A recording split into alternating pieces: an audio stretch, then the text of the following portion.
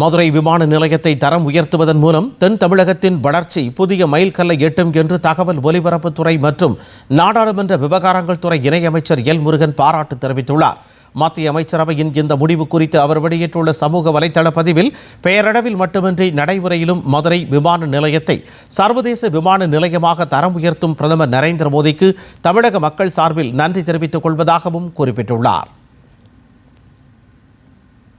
எதிர்க்கட்சித் தலைவர் எடப்பாடி பழனிசாமி வெளியிட்டுள்ள சமூக வலைதள பதிவில், மதுரை விமான நிலையத்திற்கு சர்வதேச விமான நிலைய அந்தஸ்து வழங்க ஒப்புதல் அளித்துள்ள மத்திய அமைச்சரவையின் முடிவை மகிழ்ச்சியுடன் வரவேற்பதாக தெரிவித்துள்ளார். தமிழ்நாட்டின் கலாச்சார மையமாகவும் தென் தமிழகத்திற்கான முக்கிய இணைப்பாக விளங்கும் மதுரை மண்ணின் மக்கள் விடுத்த நீண்ட நாள் கோரிக்கையினை ஏற்று இந்த வரலாற்று சிறப்புமிக்க அறிவிப்பினை கொடுத்துள்ள பிரதமர் நரேந்திர மோடிக்கு தமிழக மக்களின் சார்பில் தனது மனமார்ந்த நன்றியினை தெரிவித்துக் கொள்வதாகவும் எடப்பாடி பழனிசாமி குறிப்பிட்டுள்ளார்.